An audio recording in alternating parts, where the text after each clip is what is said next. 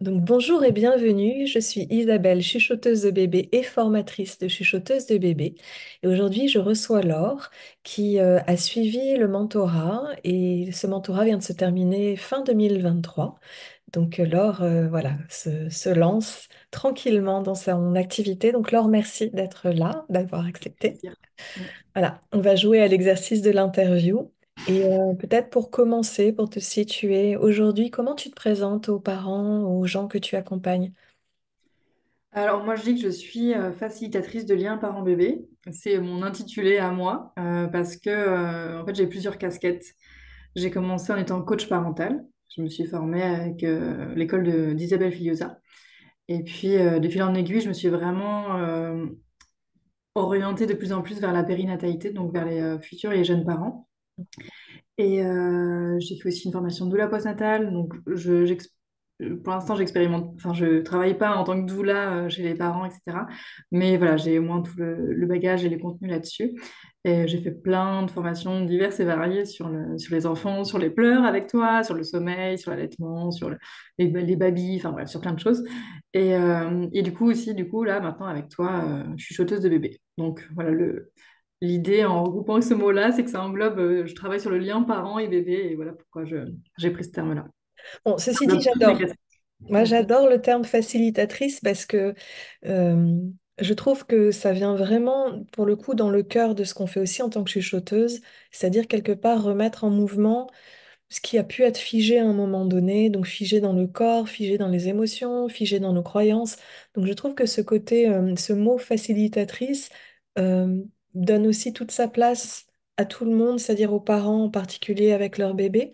Et voilà, donc je trouve que c'est un terme de toute façon merveilleux et très bien choisi. Et en plus, on sent dans les formations que tu as faites toute la passion que tu peux avoir d'accompagner vraiment cette période tellement importante, tellement charnière de la vie. Donc voilà, je suis d'autant plus heureuse de discuter avec toi aujourd'hui, de mettre un peu en lumière ton parcours, parce que comme tu l'as dit, il y a plein de choses que tu as faites pour essayer d'avoir un maximum à la fois d'informations, peut-être de cohérence aussi dans tout ce que tu as fait. Et je vais te poser la question que j'ai posée à chacune, en fait. D'abord, comment tu as entendu parler de la formation et qu'est-ce qui se passait pour toi avant la formation? Parce que du coup, tu avais déjà plein de bagages. Voilà. Donc raconte-nous, si tu te souviens. Oui, si, je me souviens très bien. Euh, alors, comment j'ai découvert ta formation? C'était un moment en voiture en allant en vacances. Et j'avais entendu parler de la communication connectée dans une de mes formations de sommeil, justement, sur le bébé. Et mais je savais pas ce que c'était, donc j'avais été regarder. Pendant que mon mari conduisait, je regardais et je dis, oh, ok, ben voilà. Et puis, de fil en aiguille, dans mes recherches, je suis tombée sur ton site, sur ta page. Et je lisais la formation, je dis, ah, mais oui, mais je veux ça, mais oui, je veux. Et là, je vois la date, je dis, ah merde, ça a déjà commencé. Je dis, non, on était en juillet 2021 et ça avait commencé en janvier La 2023. première Et session, ouais, encore avait une vie. déjà J'étais, commencé. il reste encore un an avant que ça finisse. Moi, pas très patiente. Bref, du coup, je t'ai écrit de suite parce que je te connaissais déjà. On avait fait, je m'étais formée avec toi pour le Dustin Baby Language. Et du coup, j'ai écrit. Mais j'ai pas eu de réponse. Et, et en fait, par hasard, euh, j'étais moi à ce moment-là en fait au bout du rouleau aussi, au bout de ma life, parce que ma fille dormait pas, que c'était compliqué avec mon aîné depuis la naissance de ma cadette. Bref, j'étais en burn-out parental en fait à ce moment-là. Et du coup, j'ai demandé à des amis coach parental avec qui en fait on faisait des co-écoutes pendant la formation pour s'entraîner ensemble régulièrement. Et il y en a une, je savais qu'elle était voir un micro-kiné, elle habitait pas loin de chez moi. Je lui ai dit, ah, tu peux me donner ton nom de micro-kiné parce que j'en peux plus. Elle me dit, non, mais c'était près de chez mes parents, c'est loin. J'ai fait, oh. Et du coup, l'autre qui était là, celle qui est dans l'observation, qui disait, mais si tu veux, je connais une chuchoteuse de bébé. Je dis, c'est pas vrai, mais c'est la formation que je veux faire. Bref, et du coup, c'était Laure Langlais, et du coup, elle m'a donné son contact. Et je l'ai fait, enfin voilà, à ce moment-là, elle était à domicile, donc elle est venue à la maison. Et c'est là que je lui ai dit, tu sais si Isabelle va faire une formation. Et c'est grâce à elle que j'avais des infos en catimini, le temps que tu me dises que bah, voilà, c'était le temps Et c'est que bon. ça processe, quoi. Voilà, voilà comment je l'ai connue et j'ai patienté longuement, je l'ai harcelé longuement. Non, pas, franchement, pas harcelée, mais tu es celle pour le coup, pour cette deuxième session qui a attendu le plus longtemps, parce qu'effectivement, tu as eu l'info au moment où la première formation était en cours. La première formation, c'était vraiment enfin, la première session, c'est la toute première fois que j'enseignais ça, après avoir eu cette impulsion qui disait maintenant il va falloir transmettre, mais voilà, c'était tout nouveau. Et Mm. c'est vrai que quand tu me demandais, et maintenant, est-ce qu'il va y en avoir? Je le dis Je souvent, savais et c'est pas. encore le cas actuellement dans les rencontres que j'ai. Euh, En fait, je me définis pas comme une école. Je me définis pas non plus comme une formation qui devrait automatiquement avoir lieu chaque année. Pour moi, il y a vraiment pour l'instant cette observation que je transmets quand l'énergie est disponible pour transmettre. Donc, c'est pas, j'avance à vue. Je dis ça pour les personnes qui pourraient peut-être tomber sur cette vidéo et aussi être en attente de la session d'après. Euh, mais il y a aussi énormément de propositions qui commencent à arriver en France avec donc l'approche que tu as nommée qui s'appelle la communication connectée, qui est une super approche où je recommande vraiment aux personnes de lire le livre d'Hélène Gérin et de Frédéric Laloux parce que je trouve qu'il est extrêmement bien écrit, très respectueux. Il y a également évidemment les formations de parole au bébé où j'avais été initialement formée il y a maintenant un certain nombre d'années. Et puis, il y a encore d'autres choses qui émergent. Donc, très souvent, je donne des informations. Mais même ça n'avait pas suffi quand on avait échangé. Non, mais Ouais. oui, parce qu'avec Brigitte Denis, du coup, enfin, c'est là que Laure, quand je l'avais vue, elle m'avait dit qu'il y avait Brigitte Denis, la parole bébé. Enfin, donc j'avais été me renseigner et j'avais vu son cursus. Et même si finalement sa formation était moins chère et je pouvais le faire de suite, je te connaissais aussi. J'avais beaucoup apprécié ton intégrité, ta justesse. Enfin, j'avais beaucoup apprécié la formation avec toi et je me suis dit, non, j'attends. Et puis, je sais pas, il y avait un truc en plus qu'il n'y avait pas chez Brigitte Denis. Bon, déjà, Brigitte Denis, c'est par correspondance, c'était différent. Pour pratiquer, c'était un peu différent aussi. Mais il y avait tout ce côté un peu énergétique aussi, finalement, qui y avait peut-être moins chez Brigitte Denis, que j'avais envie aussi d'avoir. Donc, ce qui fait que j'ai patienté. Et des fois, j'hésitais, parce que je me dis, oh, t'avais dit septembre, et septembre, il n'y avait toujours rien. Ouais. Du coup, je regarde est-ce que je vais faire ou pas. Et c'est quand finalement, j'ai lâché en disant, bon, bah, tant pis, je ferai sans, que là, ça a rouvert. Ce qui est Et, fou. C'est quand on y pense, souvent, les choses de conscience marchent comme ça. Quand on lâche, quelque chose s'ouvre, alors que c'est pas des liens de cause à effet direct, finalement. En tout cas, j'ai été ravie, justement, que tu viennes dans la formation aussi parce que j'étais consciente, malheureusement, de l'attente que je t'ai fait subir. Voilà. Et du coup, quand tu es entrée dans la formation, est-ce qu'il y a des thèmes en particulier qui t'ont intéressé, qui t'ont surprise ou que tu as préféré? Voilà, comment tu as vécu tout ça? euh, alors, je savais à peu près vers où on allait parce que j'avais eu pas mal de séances avec Laure, donc j'avais un peu une idée de comment ça se passait, les séances, tout ça, donc j'étais pas surprise par rapport à ça. Après, là où ça m'a le plus décontenancé ou déphasé, c'est après le deuxième module où on a vu tout ce qui était un peu moins terre à terre, un peu moins pragmatique, et étant assez pragmatique et terre à terre, puisque je suis scientifique de formation, il y a eu pas mal de choses à déconstruire, à reconstruire, et j'ai été dans une phase de... comment... C'était quoi le mot? Enfin, j'étais en phase d'intégration après. En fait, c'était le mot que moi j'employais et que j'avais l'impression de se ressentir. Et je me rappelle, j'avais une séance de kinésio juste le lendemain de notre week-end. Et c'est le mot qu'elle a sorti, elle a dit, là, tu es en phase d'intégration. Ok, oui, je l'ai senti. Et ça a duré, je sais pas, 3 semaines, un mois et demi, je sais pas. Et j'étais pas hors zone après, mais enfin, il y a eu une phase comme ça où, bref, il y avait une grosse période d'intégration après ce côté, ouais, tout ce qui était énergétique et puis spirituel, tout ça, qui était Oui.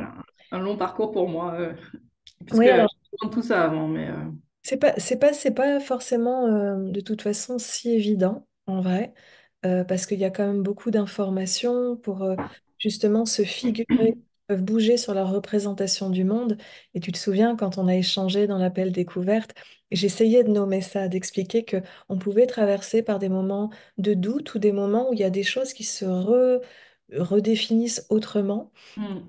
Et que c'est pour ça aussi qu'il y avait du temps entre les séances pour pouvoir petit à petit ben, intégrer, expérimenter, voir ce que ça fait en soi. Et c'est pas toujours si simple, effectivement, d'intégrer des nouvelles compétences.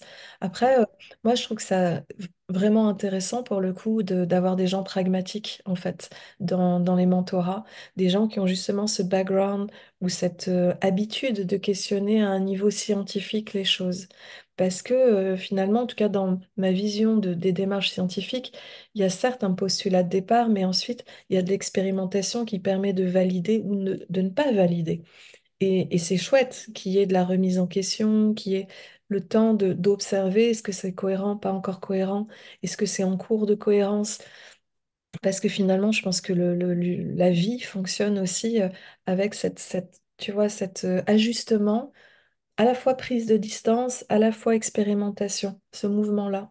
Je sais pas si Mm. c'est très clair quand je le mets, mais voilà. Ouais, mais moi, je le ressens. Mais avant, je pense que pendant l'appel découvert, je ne comprenais pas encore parce que j'avais pas vécu. Et là, je le comprends. Et parce qu'il y a eu plusieurs week-ends où ça m'a fait ça, mais des fois à des moindres mesures, à moindre échelle.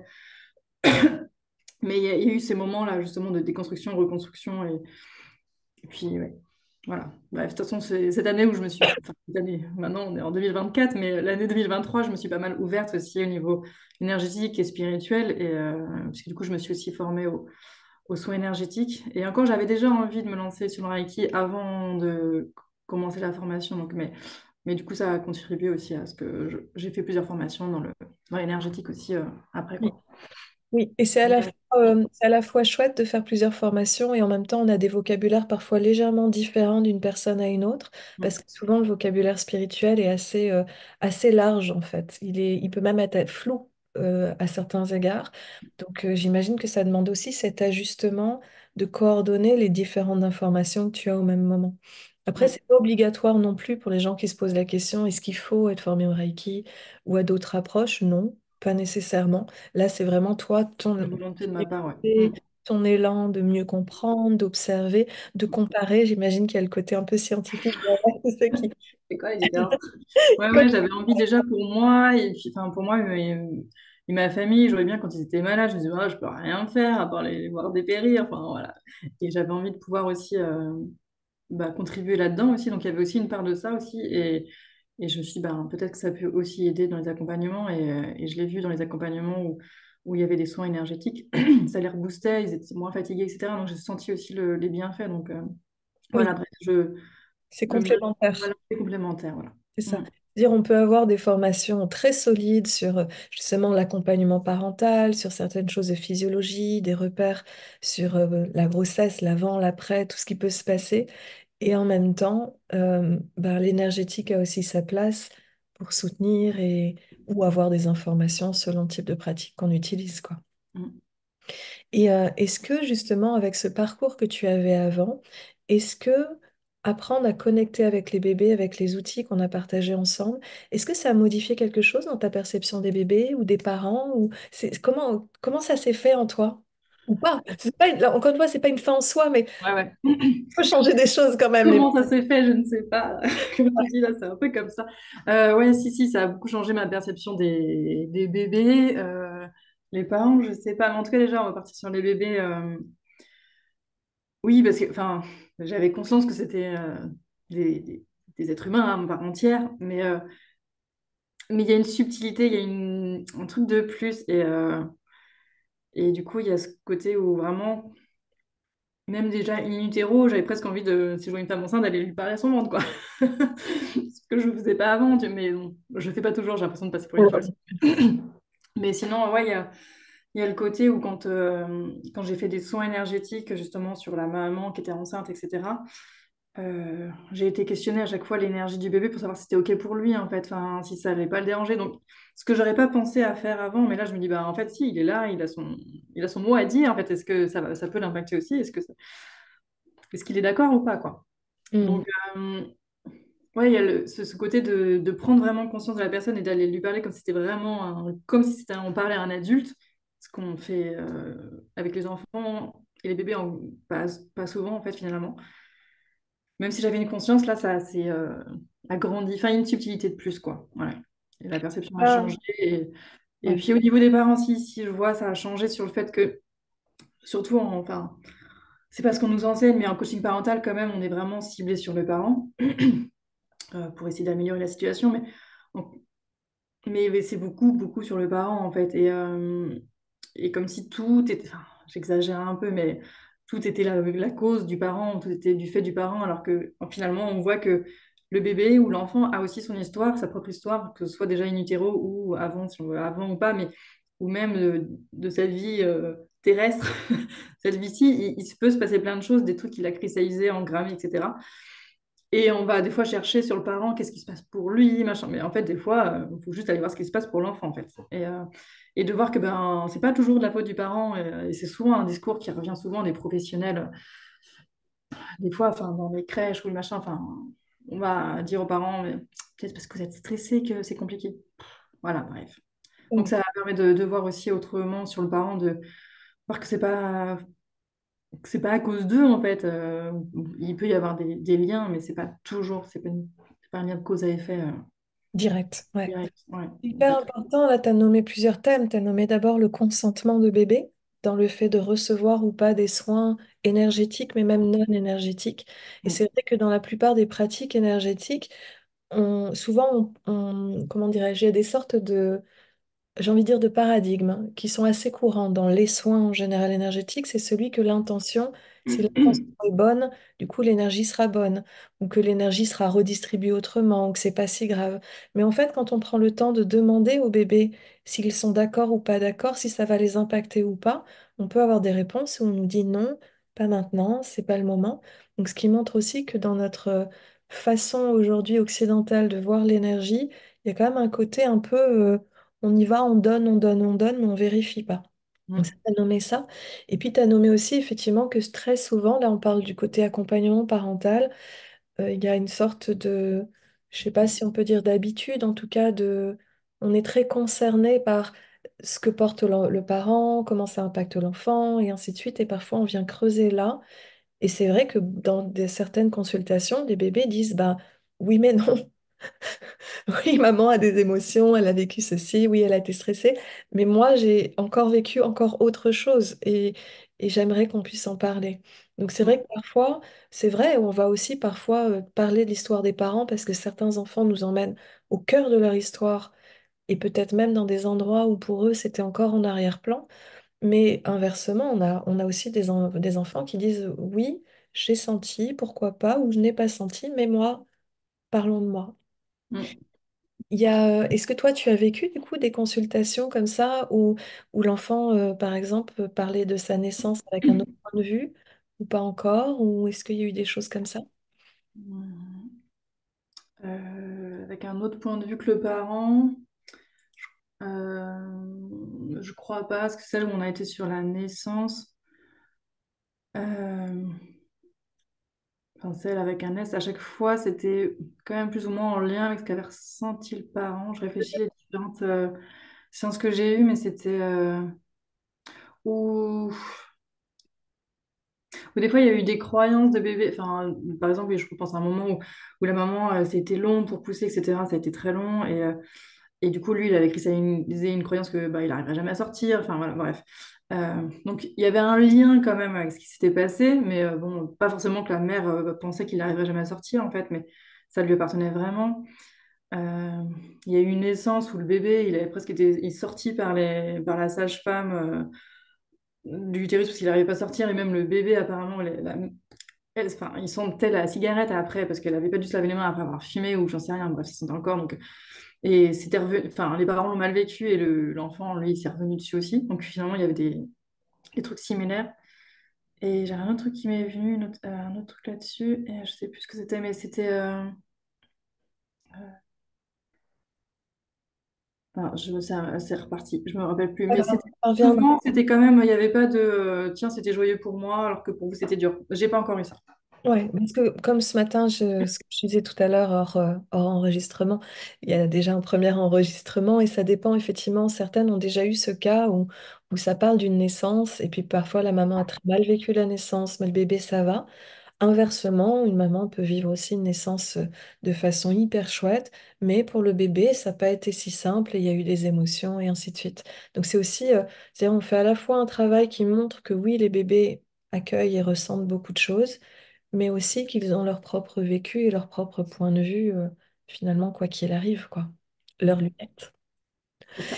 Est-ce que là, pour l'instant, dans les consultations que tu as commencé à faire, est-ce qu'il y a des bébés qui t'ont touché particulièrement? Alors, ça peut être aussi au cours de la formation, parce que vous avez rencontré aussi des bébés et des Mm. parents pour pratiquer. Mais voilà, est-ce qu'il y a il y a des bébés qui t'ont touché ou des parents qui t'ont touché? Euh, il y a il y a des bébés que j'ai suivis pendant plus longtemps hein, que d'autres, ou dans des accompagnements où on se voyait pendant 2 mois. Du coup, forcément, il y a un attachement qui se fait plus aussi. Et, euh, et du coup, il y a certains moments, je sais qu'en tout cas, entre autres avec ce bébé-là, auquel je pense, il y a eu des moments où quand on touche, enfin, du coup, c'était en visio, du coup, j'étais au pendule, et quand on arrivait sur un point, je sentais des frissons à l'intérieur de moi. Enfin, enfin, comme si on touchait un truc et on était au bon endroit. Enfin, et ça m'arrive pas tout le temps en fait. Donc, bon, après, ça allait toucher sur des choses, des vécus. On en a parlé la dernière fois en supervision, mais sur un vécu qu'on connaît. Si on est reparti sur la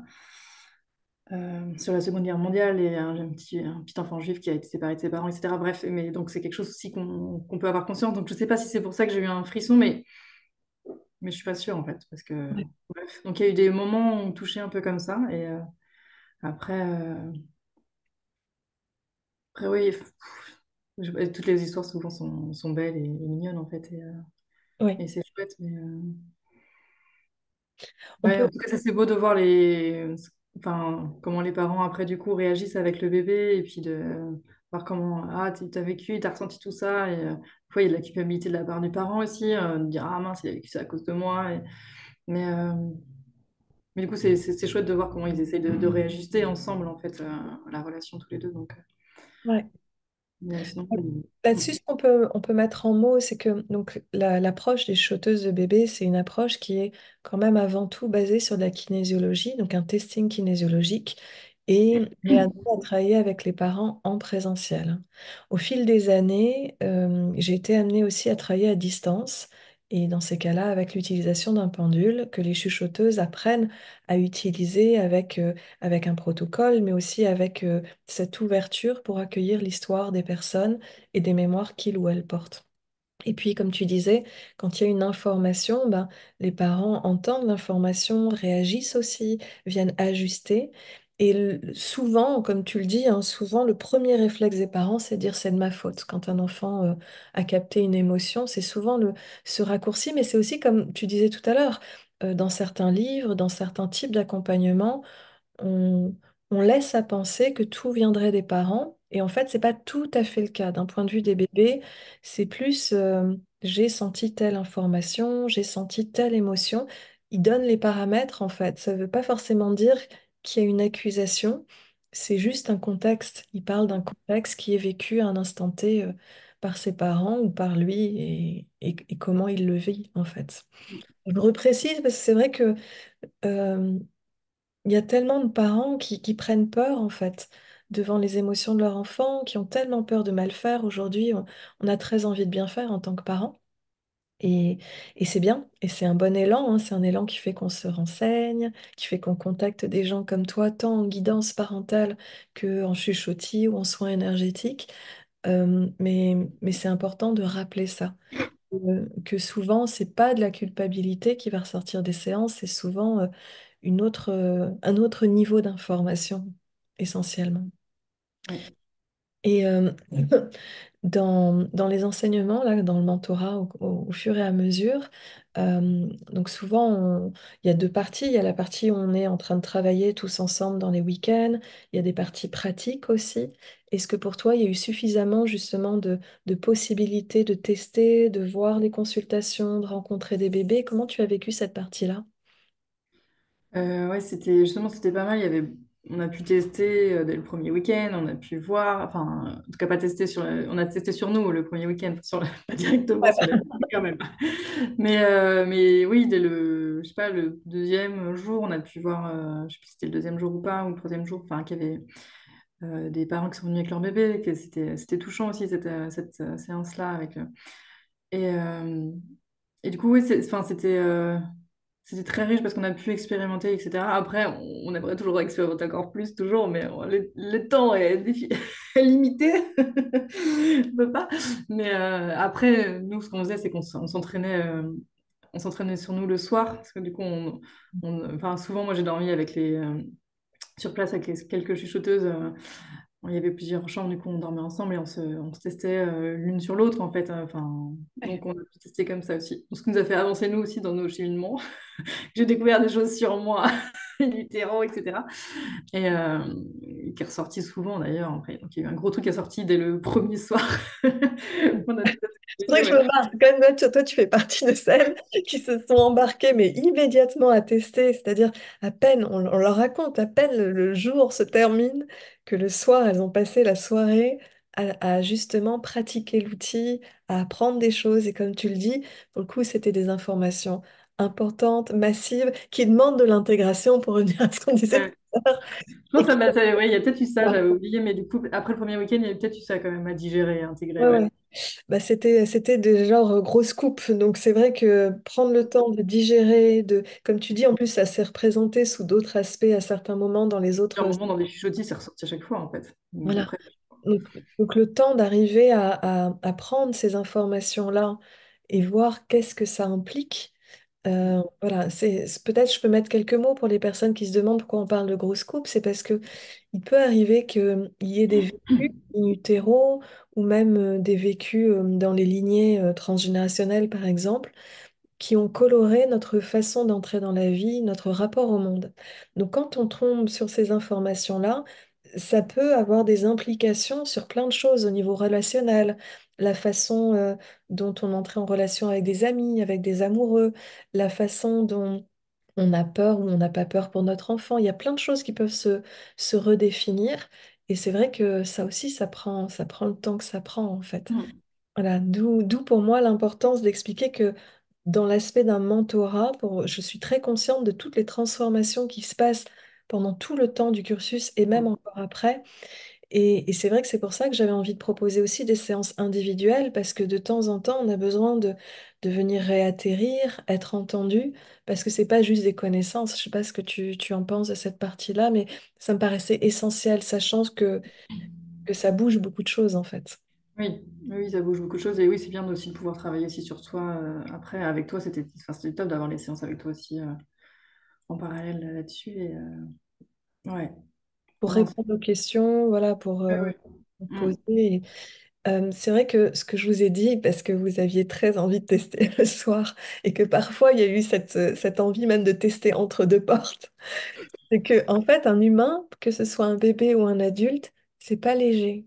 C'est-à-dire que à partir du moment où on ouvre un espace pour accueillir les informations qui sont là dans son corps, dans ses émotions, dans sa conscience, on peut avoir des informations qui sont de l'ordre de thèmes de deuil, des thèmes de sensations de solitude profonde. On peut avoir, bref, un ensemble de thèmes finalement qui sont pas juste vite faits. Donc même à partir d'un truc genre j'ai mal à la gorge ou j'ai mal aux dents, on pourrait y avoir des choses derrière qui nous emmènent sur d'autres pistes, n'est-ce pas? C'est du Mm. vécu.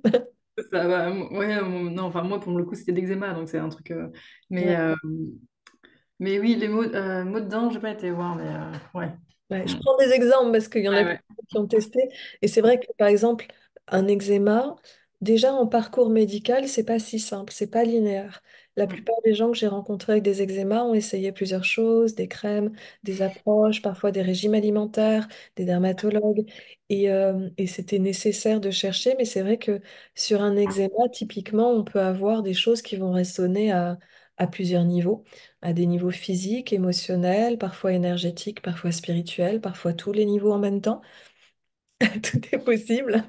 Voilà. Mais on rouvre la porte, là, pour le coup, pour essayer de comprendre un peu les infos. Mm. Et Ouais. si tu devais, là, maintenant, dire quelque chose aux personnes qui envisagent de devenir chuchoteuses ou chuchoteurs de bébés, parce que, comme je le disais, je serais très, très, très contente d'avoir aussi des hommes qui s'intéressent à ça. Qu'est-ce que tu aimerais leur dire aux personnes voilà, qui se posent des questions? Quelle est l'information importante et qu'est-ce que tu en dirais maintenant que tu as terminé, complété la formation, que tu es de facto une grande sœur chuchoteuse pour les prochaines personnes qui viendront. Qu'est-ce que tu as envie de leur raconter? Euh, et bien que si elles ressentent l'élan et le... Enfin, je pense que c'est pas un truc qu'on fait avec qu'on choisit avec le mental, ce genre de formation, c'est que si on ressent l'élan et enfin, que ça nous appelle, en fait. C'est comme un appel, je pense, ben, de tester, même si voilà, que si on peut être pragmatique et terre à terre et ça n'empêche pas, ça peut ouvrir, on peut s'ouvrir aussi à des choses. Après, on n'est pas obligé de s'ouvrir à tout. Hein, il y en a qui décident de ne pas aller sur certains plans. On ne citera pas de nom. Elle Exactement. a En le tout droit. cas, Euh, chacun fait comme il sent. Disons qu'il y a des possibilités et on n'est pas obligé d'explorer toutes les possibilités. C'est vrai que tu as raison de le dire. Il y a des personnalités et on s'adapte à qui on est, tout simplement. et, enfin, voilà. En tout cas, moi, je trouve que c'est un outil qui est merveilleux et je l'ai attendu longtemps. Et pour répondre du coup à ta première question, où j'en étais finalement et pourquoi j'ai pris ça, c'est que aussi il y a des fois où je me suis sentie frustrée dans mon rôle juste de coach et où j'ai l'impression qu'il me manquait un outil. Enfin, je me suis dit, ah, je suis gentille, je pourrais avoir l'info. Et je l'avais pas, je pouvais pas l'avoir. Et du coup, ouais, je trouve que c'est vraiment un outil merveilleux qui permet d'aller plus profondément et plus vite aussi des fois que d'autres choses, en tout cas, entre autres que le coaching, puisque du coup, je délaisse un peu le coaching parental finalement, je garde la posture, tout ça, et des choses de ça et de tout ce que j'ai pu apprendre, je ne renigre pas, je dénigre pas ça et je ne renie pas tout ce passé-là non plus, mais je vais quand même plus sur le chuchotis ou d'autres choses, et, mais voilà, je trouve que c'est juste un outil hyper puissant et passionnant, voilà, Mm. Ce voilà qui ce que m'a je vais passer. énormément touchée dans le compte-rendu à la fin que tu m'as envoyé, entre autres, c'est ce réengagement. Déjà, tu étais très engagée avec toutes les formations que tu as fait, mais tu m'as vraiment réécrit à quel point ça te réengageait encore davantage aux côtés des bébés, au niveau des bébés. Je te le dis, j'ai tout plein de frissons, ce qui me donne presque froid. Mais j'ai été ouais, très très touchée de ça et tout en sachant qu'en fait évidemment tous les outils que tu as de guidance parentale peuvent aussi être importants et utiles parce que à la maison ben, pour certains parents c'est aussi une vraie richesse d'avoir des approches, d'avoir des repères et il y a tout ça derrière mais voilà, ton engagement auprès des bébés me touche énormément. Et, et le fait que tu le redises, c'était presque un manifesto, tu vois, un truc, voilà, sans le truc hyper fort derrière, en fait. Donc, je sais que là, il y a encore cette continuité de continuer à expérimenter, de continuer à communiquer, à apprendre, parce que de fait, chaque chuchoteuse étant unique, elle, elle vit les choses avec son point de vue, avec sa configuration, j'ai envie de dire. Et il y a des choses aussi que tu viens explorer qui vont s'ajouter et enrichir, j'ai envie de dire, ce qu'on connaît aussi dans le groupe. Et, il y a ce soutien aussi qui continue, même après la formation. Là, c'est un truc qui me tient là aussi très à cœur. Là encore, c'est ma vision d'un mentorat. Un mentorat, c'est aussi, bien sûr, les personnes totalement autonomes qui se sentent vraiment bien n'ont pas forcément besoin de ma présence constante. Mais pour celles qui, de temps en temps, ont des questions qui émergent au fur et à mesure qu'on pratique, ben, de faire en sorte qu'il y ait des réponses ou qu'il y ait des pistes pour découvrir les réponses au fur et à mesure. Voilà, pour continuer à enrichir ça. En tout cas, je te remercie d'avoir partagé un peu voilà, ce bout de ton histoire, cet engagement que tu as et cet émerveillement, je crois, qu'on peut sentir pour les bébés. Si les personnes ont envie de te contacter, actuellement, tu travailles comment? Est-ce que tu travailles plutôt dans une région? Tu travailles à distance? Voilà, qu'est-ce que tu peux dire pour les gens qui aimeraient trouver tes coordonnées, que je réécrirai ensuite au bas de la vidéo? Mais voilà, je t'écoute, je te Eh laisse. bien, du coup, jusque-là, je travaillais exclusivement en visio. Oui. Pour pouvoir toucher justement un max de personnes aussi, que n'importe qui, où il se trouve, puisse aussi avoir accès à ça. Mais je sentais le besoin, enfin, c'était longtemps un questionnement de présentiel, pas présentiel. J'ai trouvé le truc qui me convenait. Et donc là, j'ai déménagé et du coup, j'ai une pièce où je peux recevoir en présentiel. Donc, j'ouvre mon cabinet bientôt sur Bien. Chartres. Du coup, donc, je vais avoir du présentiel et de la visio. Voilà. Du coup, ici, Super. dans mon cabinet qui est en train Voilà. de se créer. Pour offrir voilà, aux parents bah, toutes les casquettes que tu as, tous les outils que tu as à disposition, parce qu'il y a plein de choses aussi que tu peux leur dire. C'est vrai que dans la formation des choteuses de bébés, il y a aussi cette formation de pleurs des bébés que tu connaissais déjà, en plus de tous les outils parentaux que tu as. Donc c'est vrai que donc dans Chartres, dans les alentours, ça permet aussi d'avoir une personne, j'ai envie de dire, de référence qu'on peut rencontrer aussi en vrai tout en offrant aussi tes services aux gens qui sont plus éloignés et qui peuvent avoir besoin aussi de soutien. Donc voilà, c'est super. Et ils te contactent où les personnes? Comment s'appelle ton site internet? Tu préfères être contacté sur Instagram, sur ton site? Qu'est-ce qui est le plus agréable pour toi quand les gens te contactent? Alors, mon site, ça, c'est laurestéphan.com. Donc, je pense que tu le remettras en dessous. Et du coup, il y a toutes les informations de tous les services, toutes les prestations que je propose. Et, et la façon dont les gens me contactent, en fait, ça vient d'un peu partout. Des fois, j'ai de l'Instagram, des fois, j'ai du Messenger, des fois, j'ai du mail, des fois, j'ai des appels téléphoniques. J'ai de tout, en fait. Donc, j'ai envie de dire que finalement, plutôt bon, que ce soit un mail. En fait, on trouve mon mail et mon numéro de téléphone sur mon site. D'accord. Après, il y a aussi, on retrouve Instagram et Facebook sur mon sous-site aussi, donc on peut me contacter par là aussi. Mais un mail, c'est bien aussi pour un premier contact. Ouais. Voilà. Ouais, ce qui permet aussi de, enfin je sais pas pour toi, mais pour moi en tout cas, de garder la trace plus Mm. facilement que quand c'est un Et- appel. mm. Donc voilà, donc en tout cas, un grand merci d'avoir accepté de te prêter à ce jeu de l'interview, de partager un peu le chemin parce que ça peut inspirer certaines personnes, ça peut les faire aussi réfléchir à la fois sur les formations qui ont été faites auparavant, ça peut être aussi ce que tu disais sur cet apport d'avoir un esprit scientifique à la base et en même temps de s'ouvrir à l'énergétique et d'avoir envie d'expérimenter autre chose. C'est pas antinomique, ça veut pas dire qu'on gomme qui tu étais avant, c'est juste on vient ouvrir cette démarche expérimentale à encore d'autres domaines et d'autres plans. Ouais. Et je pense que dans mon cas, c'était même réouvrir parce que Ouais. j'avais été tellement choquée quand en formation de Filiosa, on nous avait fait lire un livre sur le deuil qui était en lien avec la réincarnation ou enfin, je me dis mais pourquoi? J'étais tellement outrée et que je pense qu'il y avait quelque chose à travailler chez moi là-dessus. Ouais, tu Oui, sais, oui, je pense que tu m'avais jamais raconté ça, c'est chouette. Mais c'est vrai que pour les personnes qui se demandent, c'est pas qu'on veuille être nécessairement mystérieux sur le contenu de la formation. En fait, la formation ou les chuchoteuses de bébés tout court communiquent avec les parents et les bébés ou le bébé et ses parents sur des plans physiques, émotionnels, mental, environnemental, spirituel et énergétique. Et dans la partie spirituelle, dans les parties d'information éventuellement qu'on porte, on peut avoir de temps en temps des informations qui vont parler de vie passée et on n'a pas nécessairement envie ou besoin que les parents y croient. Mm. Parfois, on va juste accueillir l'information comme une histoire qui a besoin d'être racontée. Mais voilà, il peut arriver effectivement que ça questionne sur est-ce qu'il y a un avant ou pas, est-ce que c'est possible ou pas. En réalité, on peut toujours pas mettre la main au feu en disant mais si c'est vrai, c'est vrai.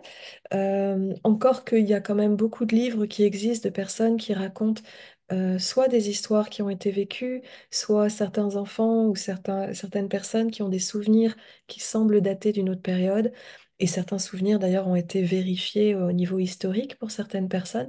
Mais en tout cas, en ce qui nous concerne, en ce qui me concerne en tant que mentor, je n'ai pas forcément envie d'obliger les gens à croire en quoi que ce soit. Mais Mm. c'est vrai que les premières fois où on est exposé à certaines informations, ben, en fonction de notre éducation, en fonction de notre background, il y a des moments où ça vient vraiment questionner et c'est une bonne chose. C'est-à-dire que quelqu'un vienne même avec une croyance religieuse ou pas, l'idée, c'est pas de refuser ou même de renier quoi que ce soit, c'est juste d'ouvrir des possibilités de réflexion ou d'échange sur des sujets comme ça. Tu voulais dire quelque chose là-dessus? Non, mais que justement, ouais, enfin, faut pas que ça fasse peur. S'il y en a qui sont hyper pragmatiques et terre à terre, et enfin, qui étaient comme moi avant, ce genre de truc, que ça ne leur fasse pas peur. Ils sont pas, voilà, obligés d'aller là-dedans. Il y en a qui vont pas sur ce plan-là parce qu'ils n'ont pas envie d'aller sur ce plan-là. Donc c'est aussi, voilà, moi ça s'est ouvert à moi et du coup même ça s'ouvre un peu trop à moi. Mais, euh, mais voilà, que ça fasse pas peur si c'est pas quelque chose qui vous parle pour le moment. En fait, voilà, c'est un cheminement aussi. Et on prend ce qu'on prend, en fait, ce qu'on a envie de prendre aussi dans la formation, et tu nous obliges à rien non plus. Ouais. Ce que j'aime bien, c'est que t'en ris, tu vois. Et je pense que quand justement on voit qu'au départ, il pouvait y avoir un endroit très scientifique cartésien, que les premières fois où tu as été exposé à la possibilité qu'il puisse y avoir d'autres informations, ça a fait un truc tellement fort. C'est presque ironique et drôle en fait. Donc ça finit par être une sorte de pétillance, de légèreté, de dire, OK, allons, on va voir, on va regarder ce que toi tu vis, ce que tu en penses ou pas, si ça t'intéresse ou pas. Mais c'est vrai qu'on a aussi la possibilité de dire, je ne souhaite pas aller sur ce terrain, et c'est OK en fait. Parce que finalement, cette démarche, elle est bien sûr, de respecter et d'écouter ce que les bébés ont à dire, mais aussi de se respecter soi. Parce que il faut une cohérence, il faut une intégrité derrière quand on est exposé à des êtres aussi sensibles que les bébés. En fait. Ouais. Donc merci vraiment pour ce partage-là. Je pense que c'est important de pouvoir nommer que on peut être ceci et cela en même temps. On peut être scientifique et avoir un endroit qui appelle vers la spiritualité, même si au départ, comme tu disais, il pouvait même y avoir carrément un refus au départ. Bah, parfois, ça se dénoue tout seul. C'est pas une volonté de ma part, effectivement, mais ça se dénoue comme ça veut finalement. Le fait d'être emmené par la vie. C'est ça. Voilà. Voilà. Ouais. Et, En tout cas, tu as la kinésio, quand elle m'a dit vous êtes en période d'intégration, et ça disait aussi tu es à la bonne place. Je fais oh, ok. Donc, je pense que c'était le chemin pour que j'y aille, quoi. Ouais, C'était. en tout cas, un des chemins possibles, parce que moi, j'observe que finalement, il y a plein de chemins qui nous ramènent vers nous. J'ai vu beaucoup de gens ces dernières années, dans mes consultations ou même au cours des formations, ouvrir ou réouvrir des pans entiers de leur intuition. Et je pense que l'être humain, d'abord, a cette compétence, c'est-à-dire tous les êtres humains ont cette compétence d'être intuitifs. Et je pense que c'est nécessaire de réouvrir ça pour les mondes, j'ai envie de dire les mondes de demain ou ce qui est en train de se construire, en fait. Des endroits où on n'a plus envie de nier ni nos émotions, ni nos intuitions, ni les signaux dans le corps. Et on n'a pas envie non plus que nos enfants nient ce qu'ils sont, en fait. Et je crois qu'il y a un élan dans la parentalité aujourd'hui qui est vraiment une tentative d'ouvrir davantage d'espace pour que les enfants soient ce qu'ils sont, sans toutefois avoir toujours les outils. Donc là, les chuchotis sont une des propositions parmi plein de configurations. Et, et ce mentorat est né aussi parce que, au fil des années, comme chez moi, visiblement, la partie énergétique revenait toujours d'une manière ou d'une autre, même quand j'avais envie de faire un choix pragmatique de parentalité ou autre chose, ça revenait. Et donc, j'ai vu, j'ai entendu des histoires de bébés, d'humains qui font j'avais envie aussi de partager cette expérience et de donner des repères pour que les personnes qui marchent derrière puissent se dire, OK, il y a encore des choses à découvrir, mais j'ai quand même quelques repères à quelques endroits. Après, voilà, le reste est ouvert. C'est toi qui en feras ce que tu as envie d'en faire. Merci Laure pour ça. Bah, ça, c'est là pour aujourd'hui. Donc, je rappelle que tu es disponible sur ton site www.laurestéphan. Que c'est comme le prénom Stéphane, mais sans le E à la fin. Voilà. Donc, il y a bien un PH dedans. .com ou .fr? Ouais, .com. .com. Ok. Et je remettrai ça dans le descriptif. Merci Laure. À bientôt. Merci à toi.